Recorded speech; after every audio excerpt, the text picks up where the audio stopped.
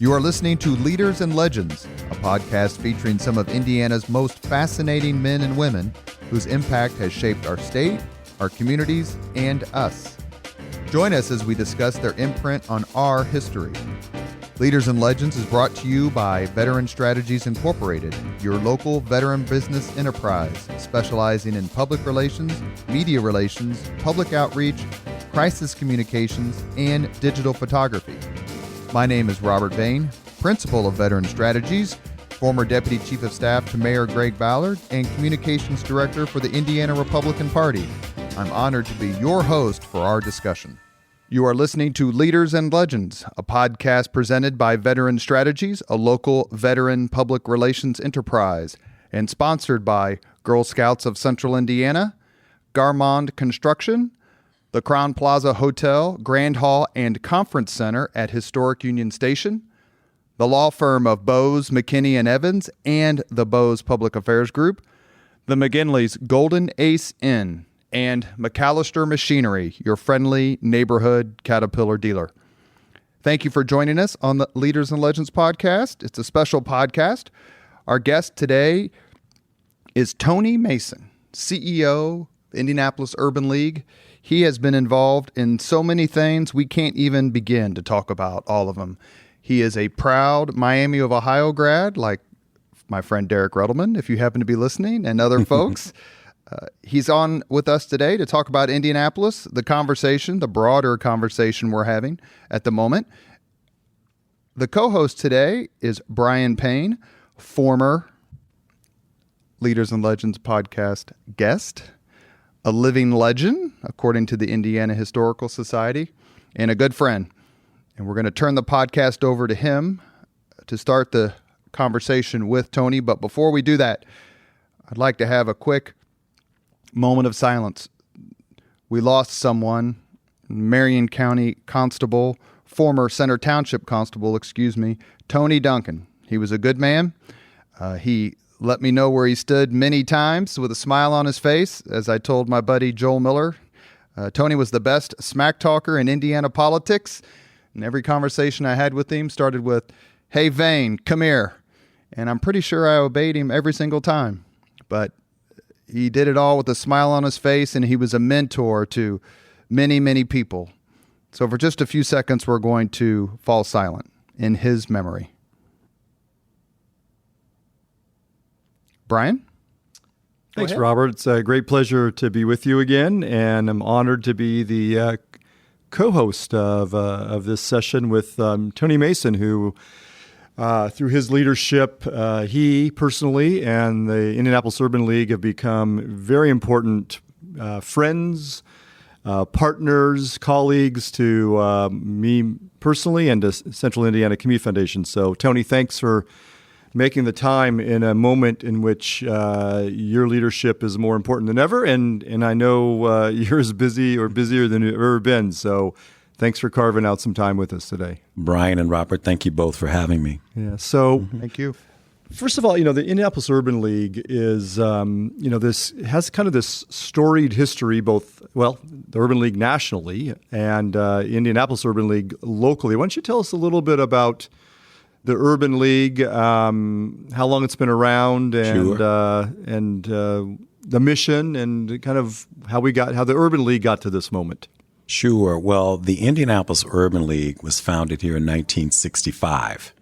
And we had a number of great leaders here, like Attorney Henry Richardson, Dr. Tom Benford, Faye Williams, and a number of others who played a role in bringing the affiliate here. And so I am essentially the third president and CEO of the organization, the first being the late, great Sam Jones, and then my predecessor, Mr. Joe Slash, who was our city's first African-American deputy mayor. And so our mission here is to assist African-Americans, other minorities, and disadvantaged individuals with achieving economic and social equality.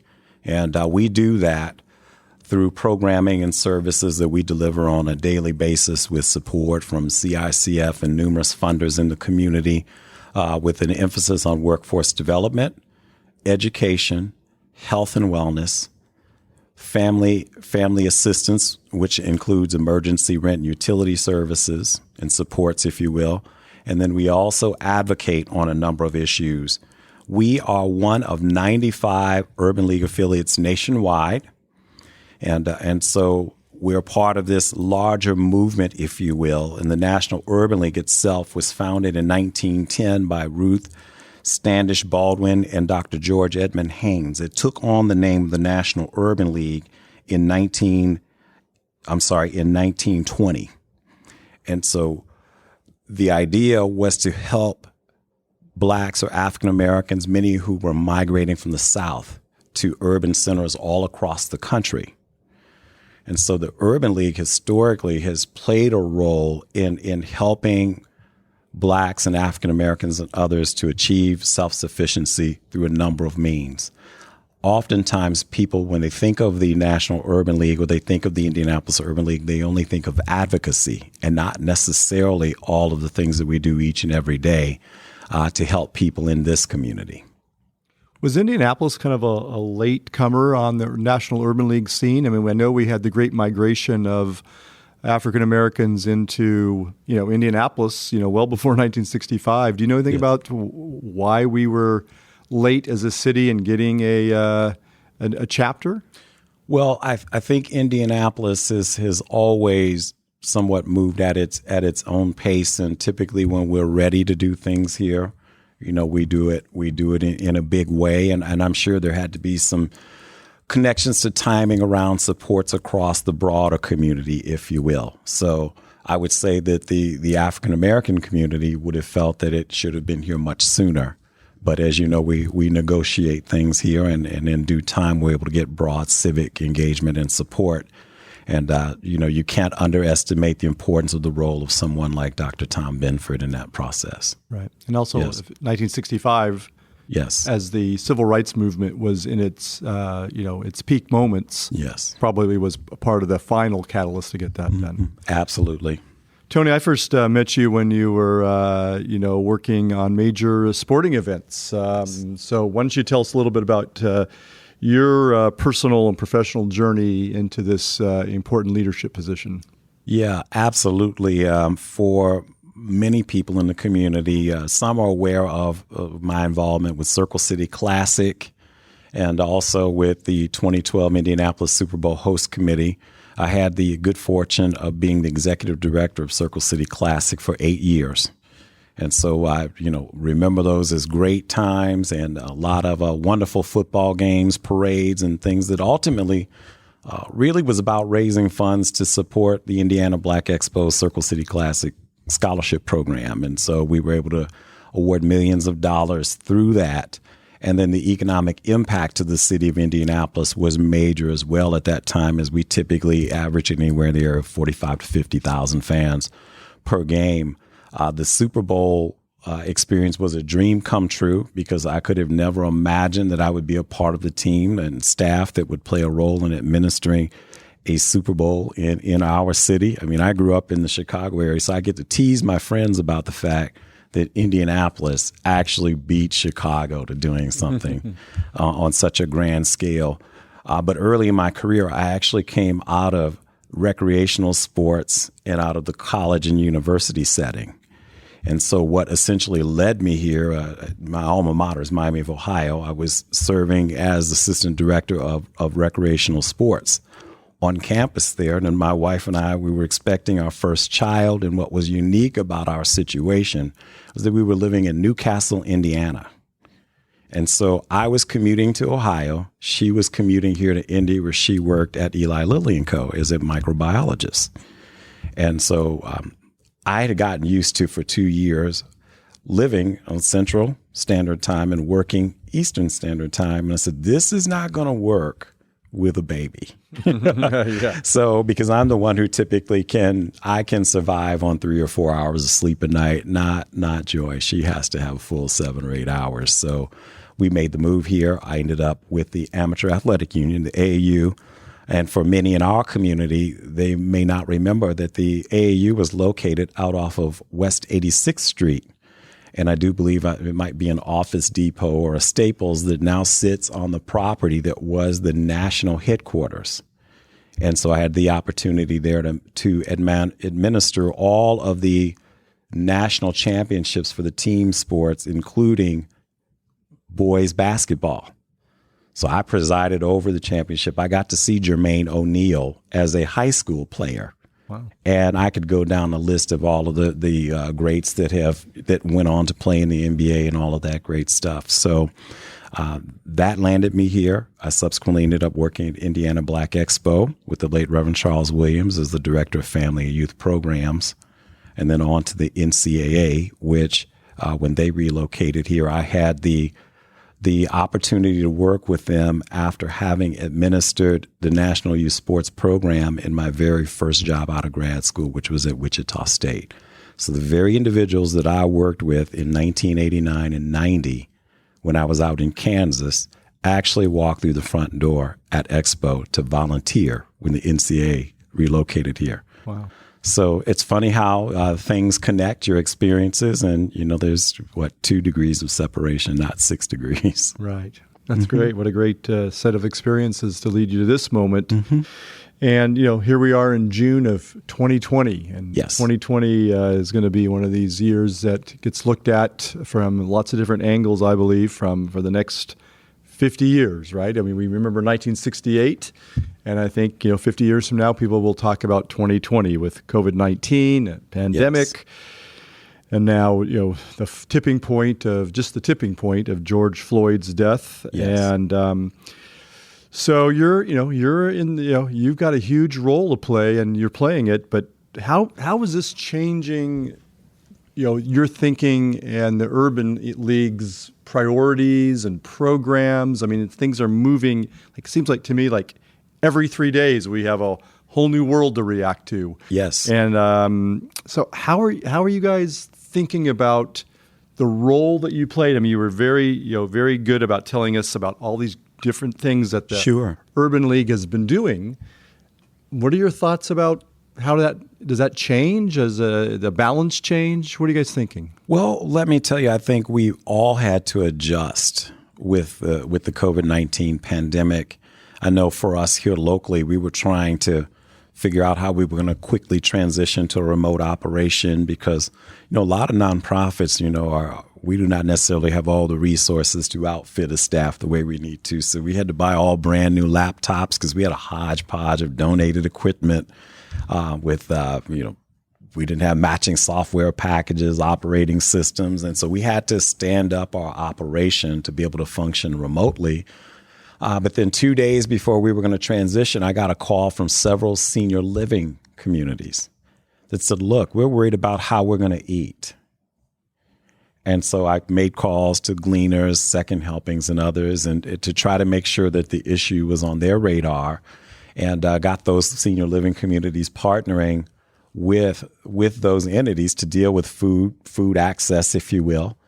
And the next thing I know, I'm getting calls from the community at large. And so we quickly had to take on the role of being one of those organizations that in a very visible way would do food distribution. And so for the past 8 weeks, we have been doing drive-through food distributions at the Urban League. That's not normally a space that we operate in, where we're providing food boxes, meal supplies. We partnered last week with Samaritan's Feet to distribute shoes to kids and adults and families. We've done gift cards, everything, because we recognize that with essentially over 600,000 Hoosiers filing for unemployment, at least 100,000 or so in the Indianapolis area, that people are without jobs, without income. And, we can all become quite jaded and take something as simple as having dinner for granted. And so we've taken on a major role, and I can tell you that we probably have distributed meals and supplies to nearly 15,000 families now, and that includes an awful lot of children. Along the way, with other COVID relief efforts, we've paid a lot of rent, mortgages, utilities, cable bills, car payments, things that are allowing families to at least sustain themselves during this challenging period. It's a role we take on because that's, in some ways, it's just an extension of what we were always doing. We just weren't doing food, if you will.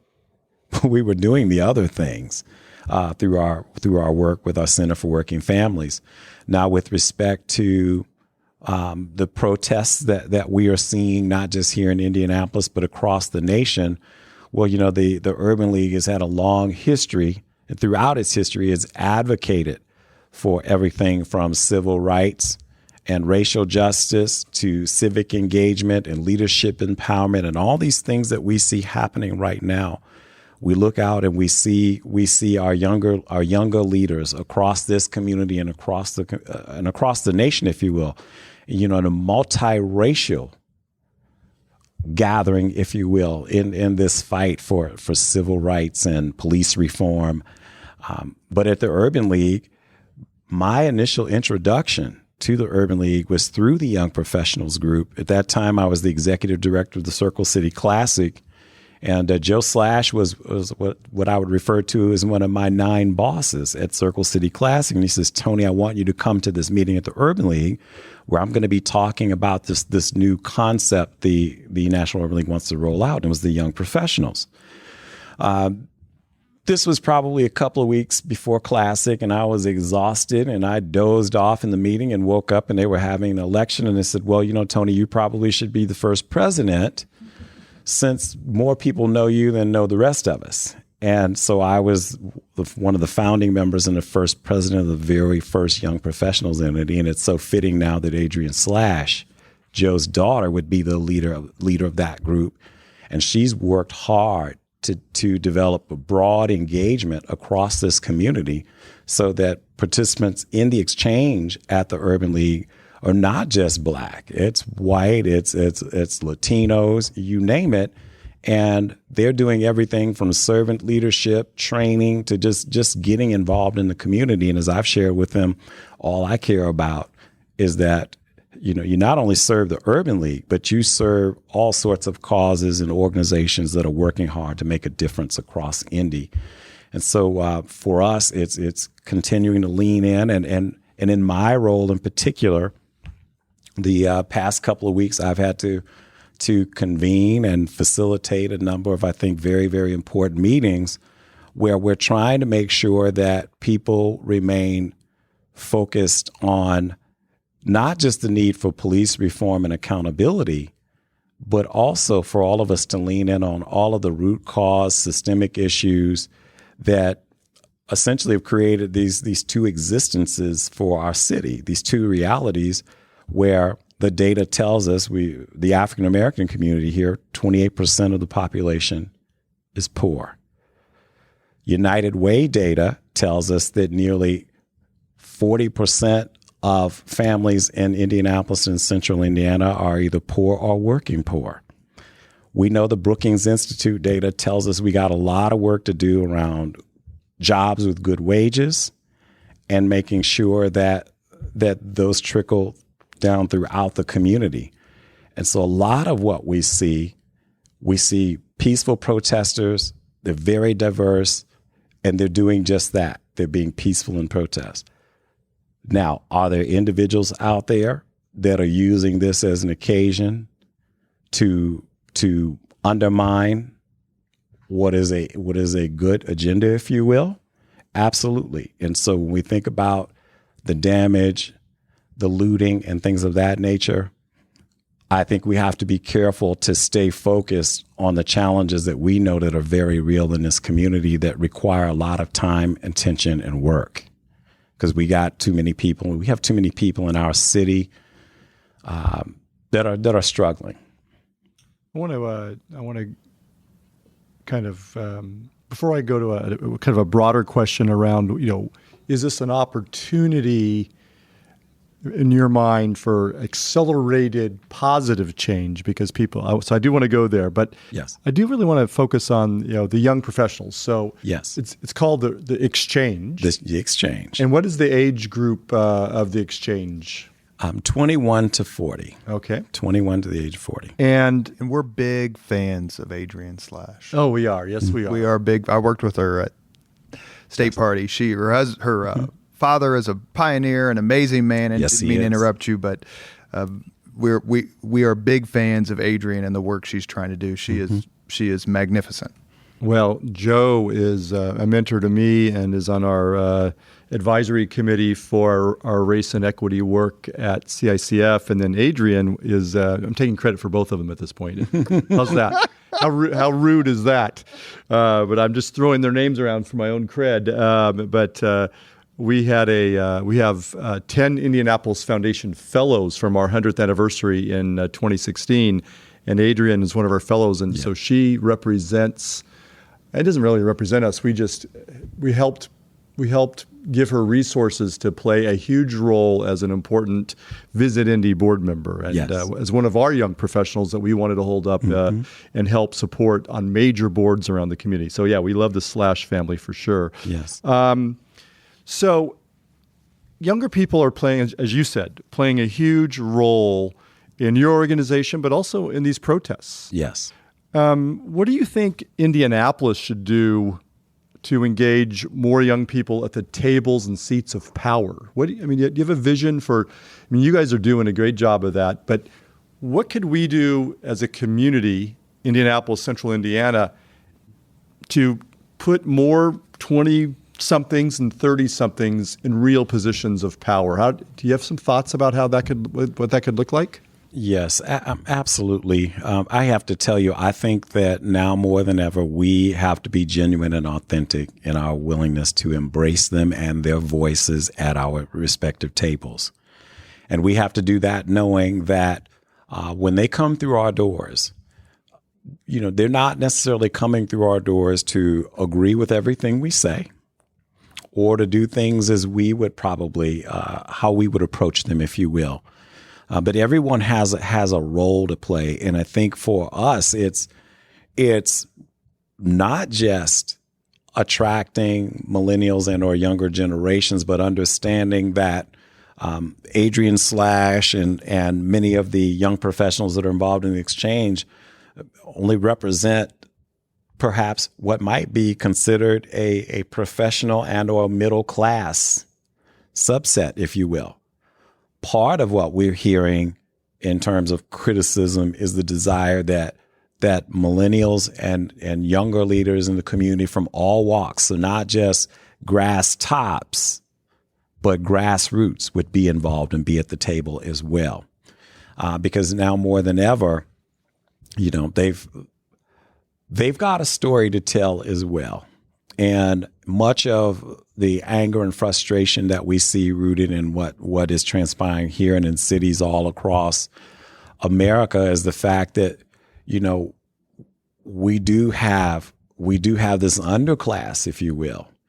We've got neighborhoods, we've got situations that have been void of investment for years. And while we're in a lot of rooms talking about inclusive economics and all of the things that need to happen, they very much now need to be a part of those discussions so that we really, truly understand.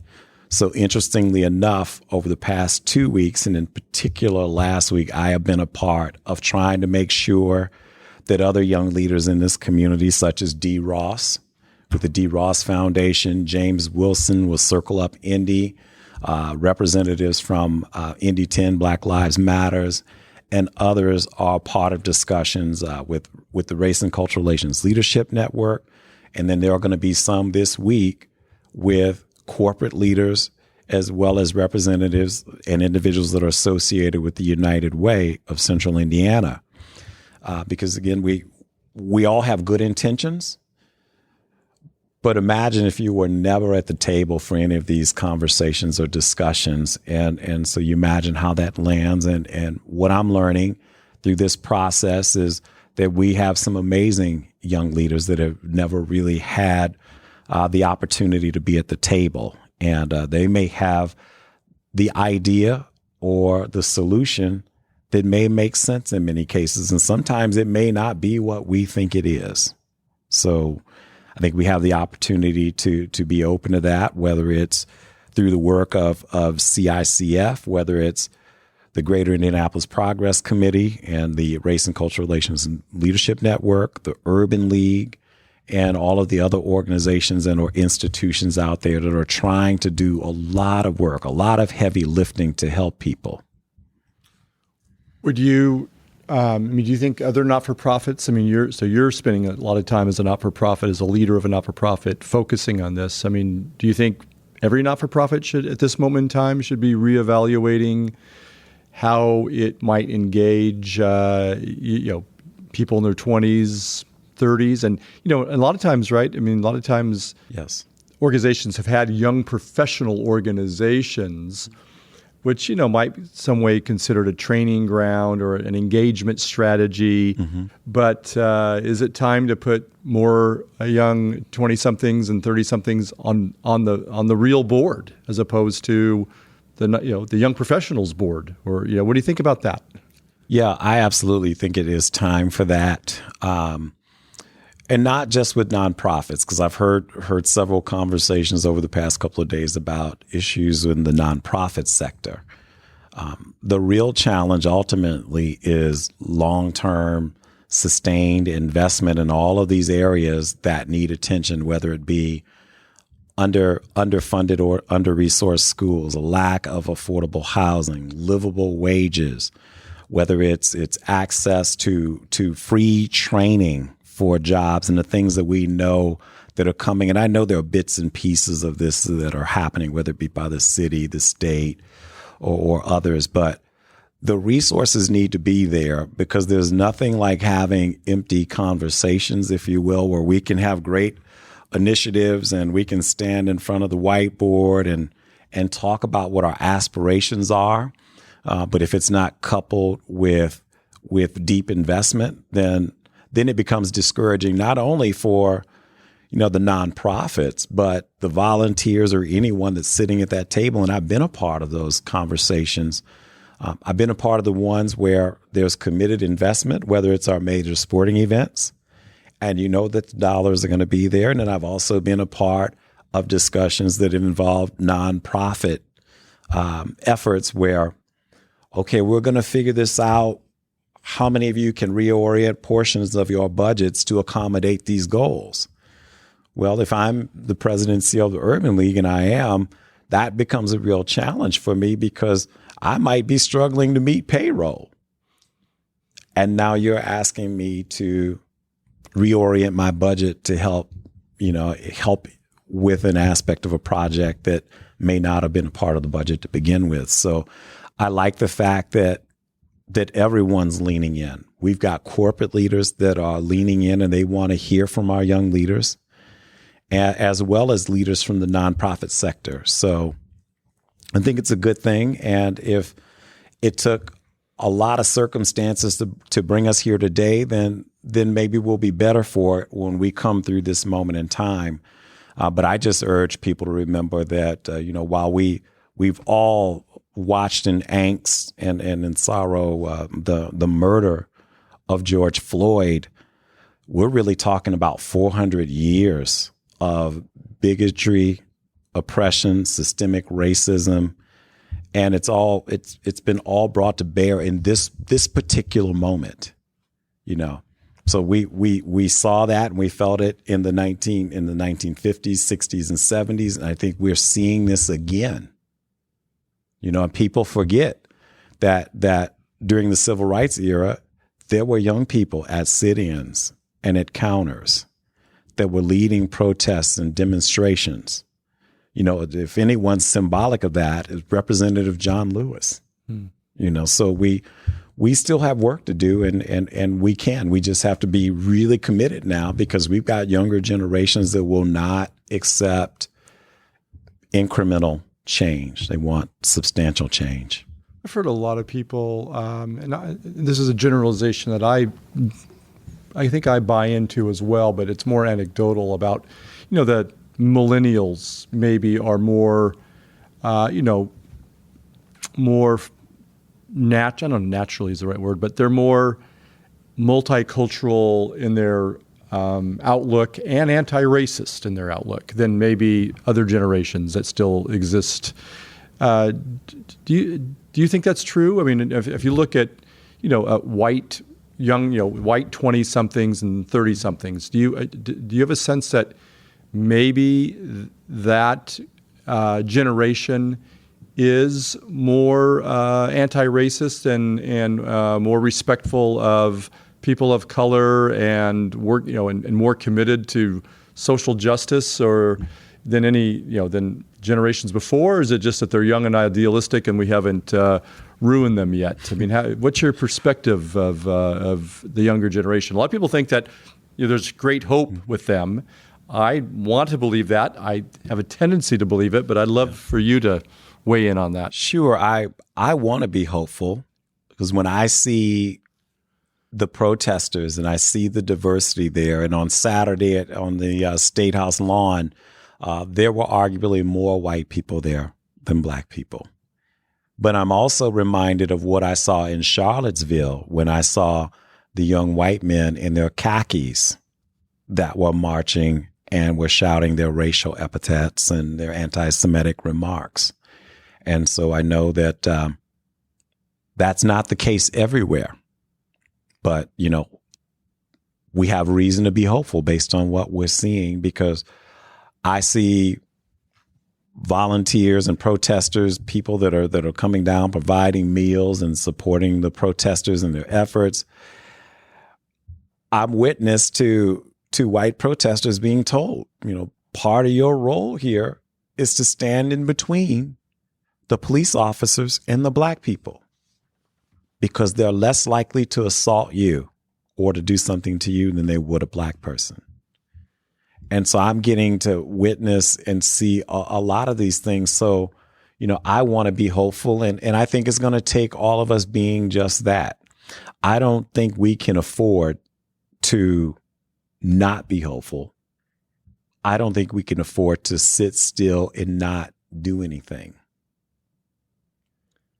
You are listening to Leaders and Legends, a podcast presented by Veteran Strategies, a local veteran public relations enterprise, and sponsored by Girl Scouts of Central Indiana, Garmond Construction, the Crown Plaza Hotel, Grand Hall, and Conference Center at Historic Union Station, the law firm of Bose, McKinney, and Evans, and the Bose Public Affairs Group, the McGinley's Golden Ace Inn, and McAllister Machinery, your friendly neighborhood Caterpillar dealer. Thank you for joining us on the podcast. Our guest is Tony Mason, President and CEO, Urban League of Indianapolis. Our co-host is Brian Payne, CEO and President of the Central Indiana Community Foundation. Thank you, Brian, for that quick intro and all the great questions. Oh, thanks. Appreciate it. Let me ask you, Tony, quickly, is there a Hoosier leader or legend you particularly admire? Oh, wow. There's a few. I had the good fortune in my career of being able to count the late Reverend Charles Williams as a mentor, the late Bill Mays as a mentor, of course, Joe Slash, George Pillow. I could go down the list of individuals that, I've had the pleasure and privilege of working with and working for. Allison Millington out at the Motor Speedway and Mark Miles. I've learned so much from each and every one of them, and there are others that I could name, of course. But the fact that they were willing to embrace me in different roles and pour into me, they're part of the reason why I am who I am today. The late Bill Crawford as well. Just individuals that were committed to making sure that the community could potentially be the best version of itself and to make a difference in the lives for so many. Charles Williams is one of the greatest problem solvers I ever witnessed.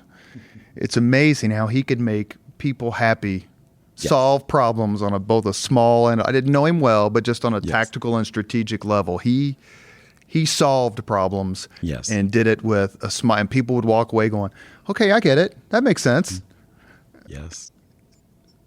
One of the things that you were heavily involved in was the Super Bowl, yes, project. Mm-hmm.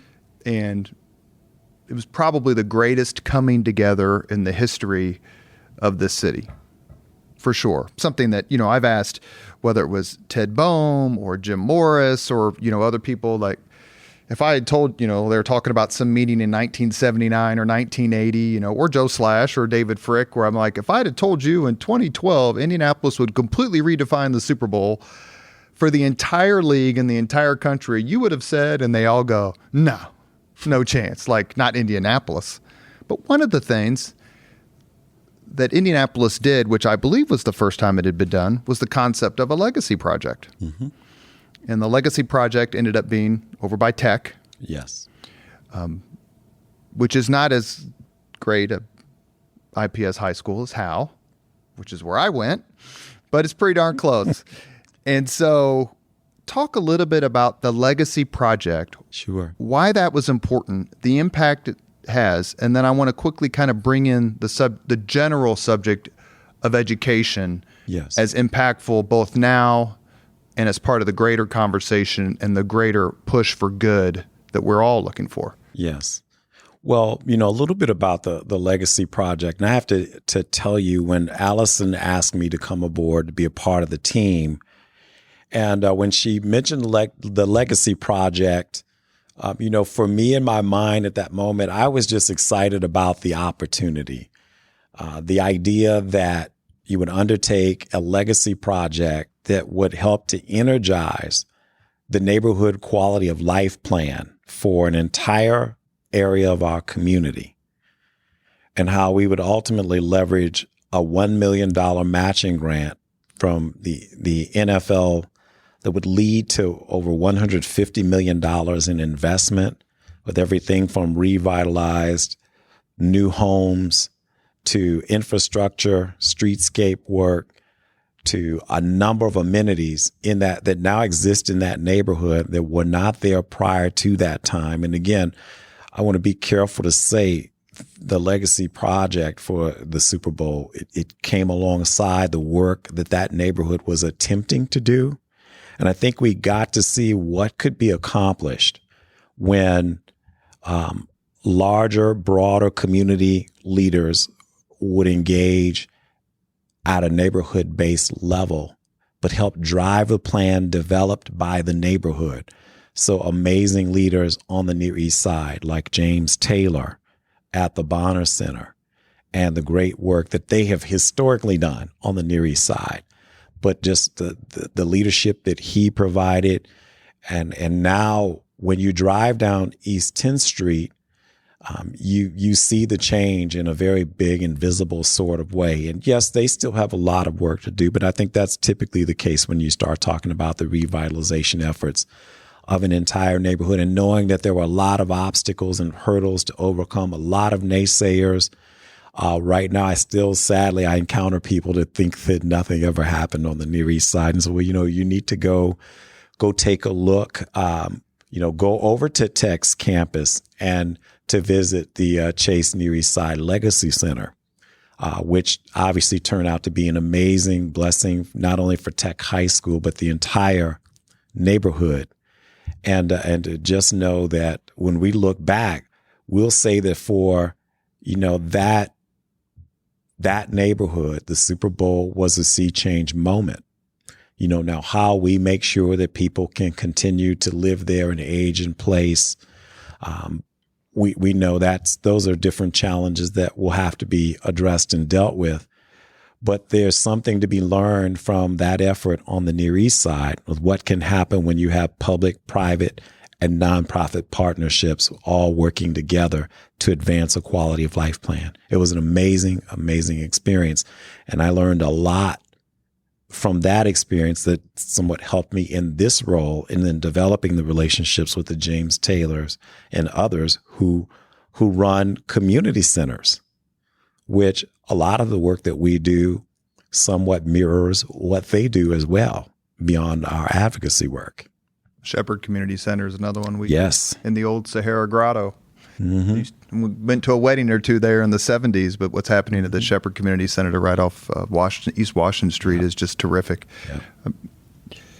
Part of your career, your personal history, just from, I'm lucky enough to have known you for several years now. Yes. And then reading through your biography, you have 2 college degrees. How many does your wife have? She has 2. Microbiology? Yes, microbiology from Miami of Ohio, and then pharmaceutical sciences from Butler University. She's also a black belt in Six Sigma black belt. She's really smart. Well, I was just getting ready to say, actually, the whole point of that was to lead up to the fact that you probably don't win any arguments at home. No, I don't win any at home. I don't. But clearly, education has made a difference in your life. Yes. As it has with mine and with everybody who pursues that. Yes. And a lot of us do it, quite frankly, because we don't have any other way. Yes. This is my chance. Mm-hmm. For me personally, my only chance growing up on the East Side was join the military, afford college, get some degrees, and work your tail off and be loyal, and hopefully good things will happen. Yes. You have done so much for education in this city, not just the Urban League. Mm-hmm. Tony Mason has.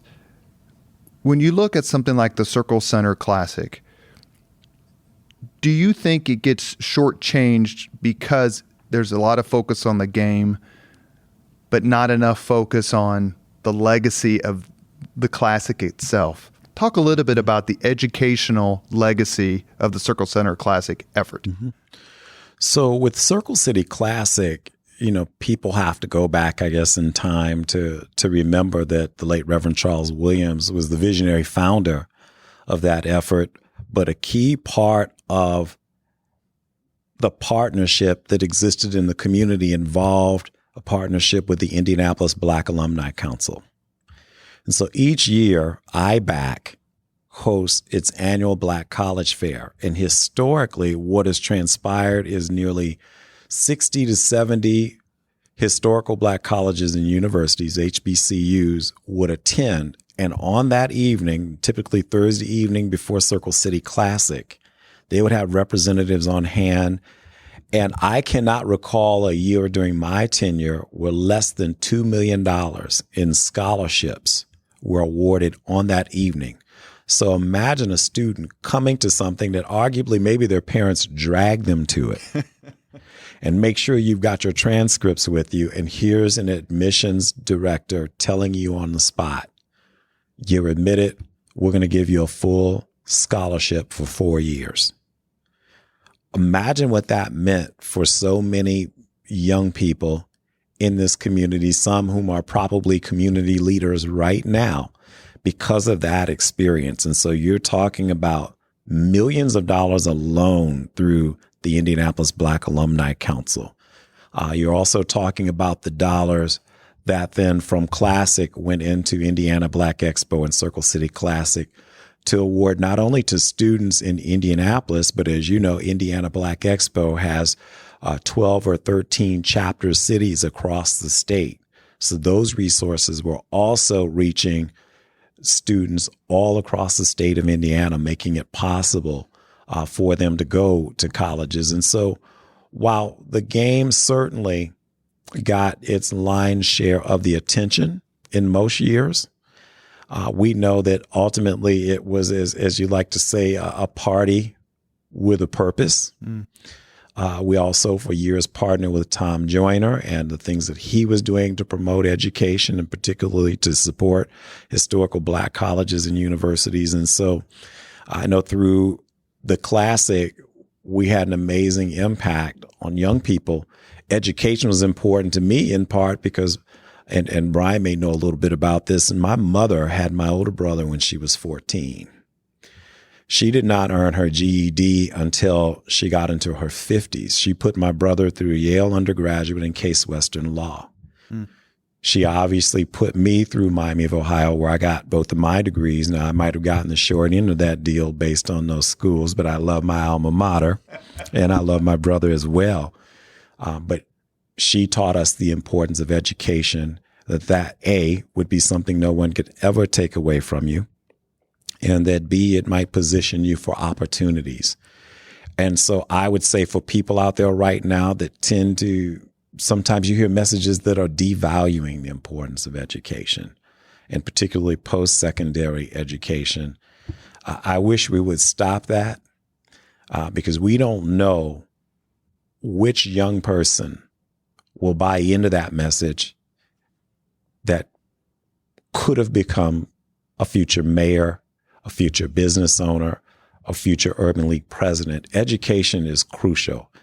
And I think if we're all being honest with ourselves, we're not going to hire someone that either doesn't have the education, training, or some specialized expertise that says they can be an asset to my organization or my company. You know, I have a son who's going to be 31 in a couple months. Mm-hmm. And he came out of high school and he just didn't want to go to college. College to him was Shakespeare and chemistry and that sort of stuff. He just didn't want any part of it. Yes. So he joined the military and he ended up serving 2 tours in Afghanistan. Came back and his wife, they had twin girls, which I'll happily show you a picture of. All right. And that was his contribution not only to the country, but to society. Mm-hmm. The military, to me, is the greatest opportunity for anyone. Mm-hmm. I used to go on the Amos Brown show quite a bit, and it was always somewhat fun and always feisty, But I had a great friendship with him, and I miss him. Same here. I miss him too. And the one thing, we would fuss about whatever I was brought on to fuss about. Yes. But the point I always made and will make to the day I die is that the African American community in this country is among, if not the greatest example of patriotism and service that you will find in America. When you talk about preparing to lead, where do you think serving in the military fits in that puzzle? Serving in the military fits into that puzzle for some, perhaps maybe not for all, because we know that for many African Americans or blacks across the country, the military may be their only option, depending on their family situation and their finances. And so going to the military, learning how to lead, learning how to serve, learning or developing a skill and getting training that when they come back to their communities, that would position them for job opportunities and the opportunity to make a decent living and to take care of their families is important. And so I don't think anyone should rule out participation in the military. And you're absolutely right. When you talk about blacks in the military, because we know that for many, when they return from their tours of duty, they were not always received at all. Or Spike Lee has well. A new documentary about that right now. And yet many of them entered the military knowing that when they came back, things might not be different here in America. And so that takes an awful lot of commitment. And we have to acknowledge we've come a long way, yet we know we still obviously have a lot of work to do. But I encourage our young people to consider whether it's post-secondary, college training, military, but do something. Do something that prepares you for the future. Because again, right now we're living in an economy and in a society where I do believe I saw a statistic that said here very soon at least 60% of the jobs are going to require some level of post-secondary education and training. The number might actually be higher. But just graduating from high school is not enough now. Employ, enroll, enlist. That's right. That's the phrase that's being used that I think hits it right on the money. One more quick question before I turn it back over to Brian to kind of pull everything together. Sure. I actually had in my notes before we came here about young people. Yes. Any history of the civil rights movement, the modern civil rights movement in the 50s and 60s, it's the young people you see. And it's a bottom-up revolution. Any history of it will show it's a bottom-up revolution. I mean, it's hard to believe that Martin Luther King wasn't even 40 when he was assassinated. Right. Most people think he's a lot older, but he wasn't 40 yet. And he had been on the national scene for a long time. Ralph Abernathy, and the list goes on and on. Yes. But the young people in the colleges, whether it's anti-Vietnam, pro-civil rights, do you see that happening again today? I think you said you did, but I just want to make sure that I heard you correctly, that it's the younger people who are saying, we're going to get the ball rolling. Much like, quite frankly, the modern LGBT movement is younger people, the younger generation going, well, I don't know what you really felt about in the 60s and 70s, but this is the 21st century. Mm-hmm. And how important is it for people like me? It's hard to think that I'm older because I'm so used to being younger. But for people who grew up a little bit earlier, to allow those young people to have their say. Mm-hmm. Well, it's crucial that we allow them to have their say, just as the three of us that are participating in this interview, at some point in time, someone allowed us to be at the table and to have our say. You're right. It is a bottom-up driven revolution, if you will, that we see happening before our very eyes. And we have to be cognizant of the fact that when we talk about, or we reflect on the civil rights era, if you will, and we talk about the incremental gains and the progress. Well, if you are a young person who all you've known is poverty and struggle, maybe you have had to deal with family members being incarcerated. Maybe you have had negative encounters with law enforcement. Talking to them about incremental gains and progress from the civil rights era falls on deaf ears. They can't relate or connect to that. All they know is their existence today. And so that's why it's so important that we hear them, we allow them a seat at the table, and we also play a part in sharing important lessons as well, because I'm a father of two young African-American men. I have a 25-year-old son and I have a 22-year-old son.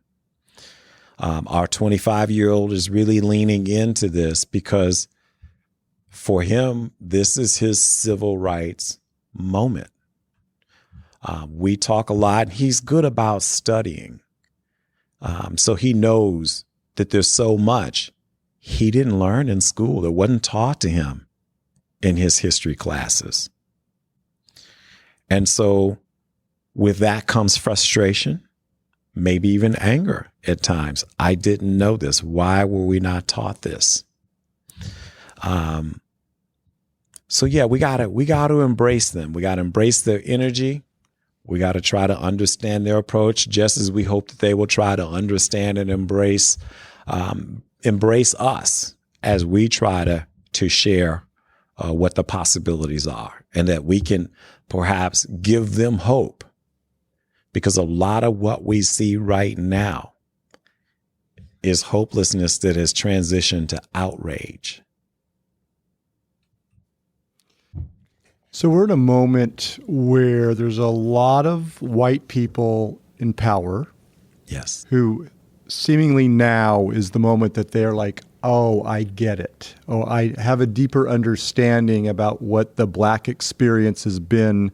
I'm sorry that I didn't know it before. Yes. But I'm getting it now. Mm-hmm. In all walks of our leadership profession, from sports to corporations to government to not-for-profit and philanthropy, there's a lot of moment right now. We're in a moment of, the light bulb has finally gone on in the heads and hearts of white people in power. Yes.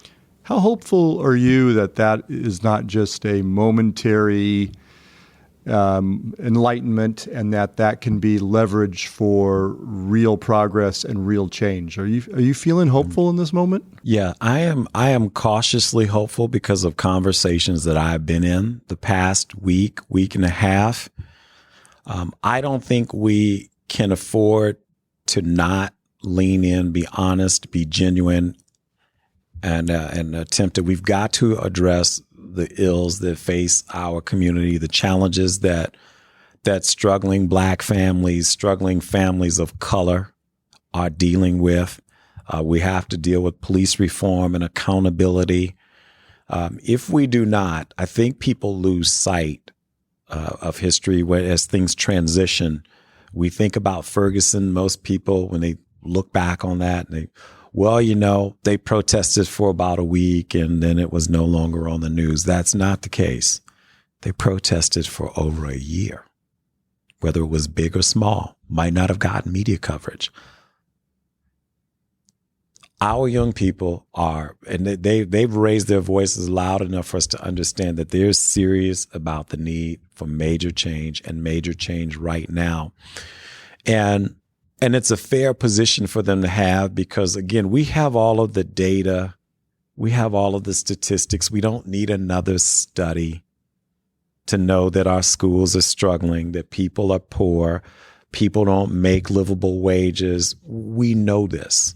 So now it's about what are we really committed to doing? And so for corporate heads, it's, commit to livable wages, commit to looking at how you deal with your hiring practices, and who gets promotions and things of that nature. Commit to doing better with your supply chain and how you engage minority and women-owned businesses. There are a lot of things that we already know what we need to do. We just have to be committed to doing them. And I think an important part of this is very much with the work that you're doing, Brian, with CICF and the mission change and focus. It's okay for white people to lean in and do the work. It's not just cut Tony Mason or cut a grassroots organization a check. No, lean in and see the work through its fruition. Show that there's a commitment to long-term investment and sustainability. Because I have been in those conversations, it just seems a little bit awkward for me to be a part of it or to lean in. And I do say this, I said, lean in just like Brian. But it's going to take all of us. It really is. And it's not a moment where you just write a check and walk away. It's long-term strategic planning, long-term investment.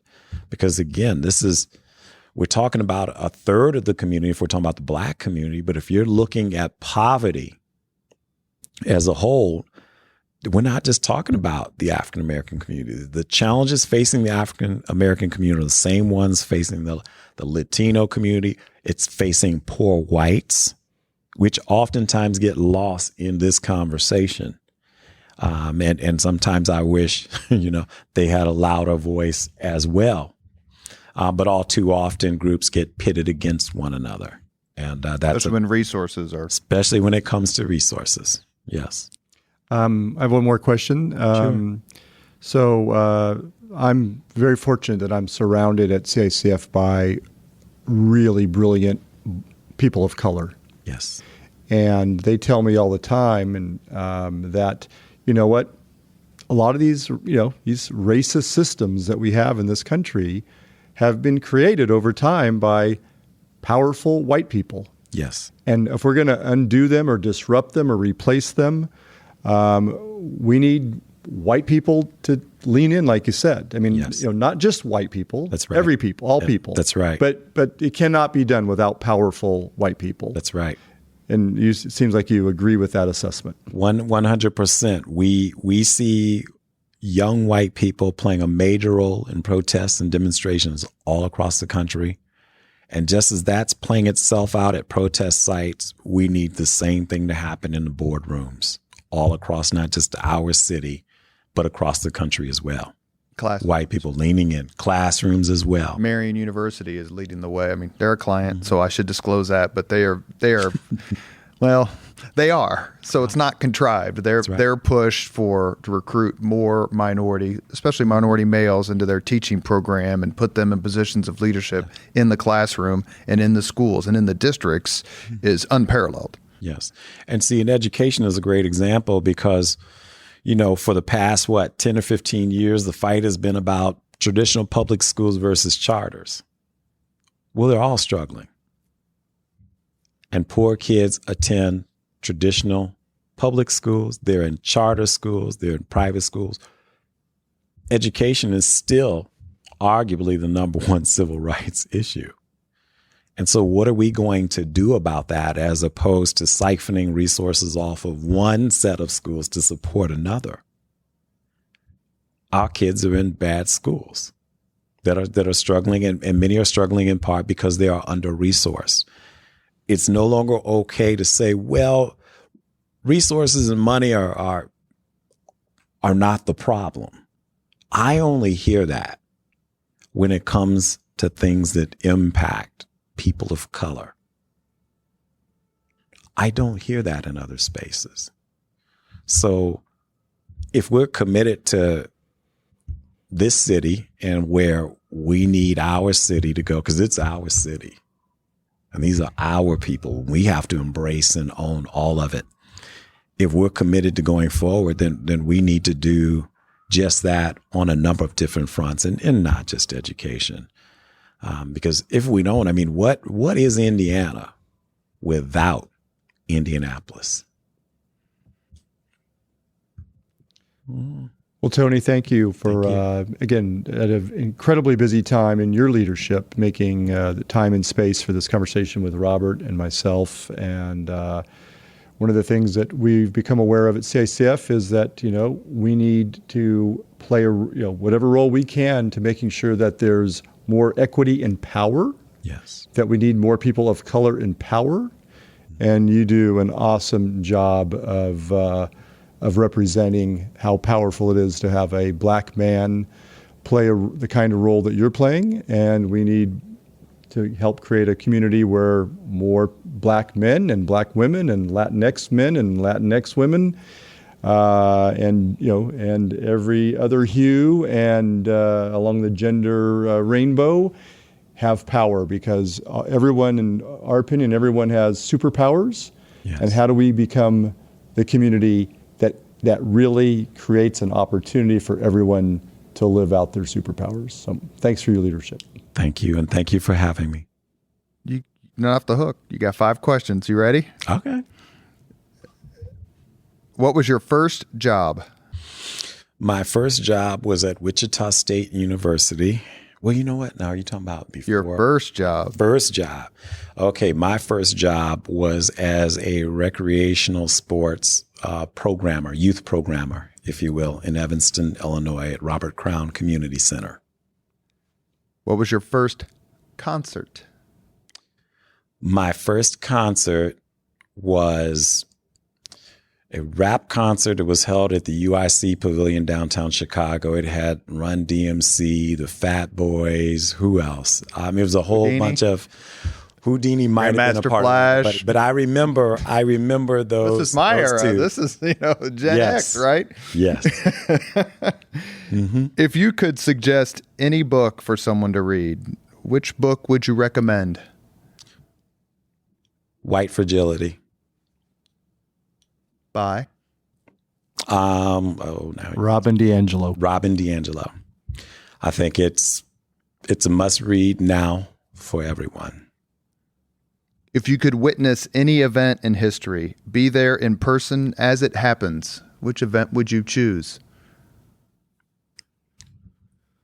Past event? Any event in history. Oh, any event in history. Let me come back to that one. Number 5, if you could have dinner with anyone living today, 2 hours off the record, whom would you choose?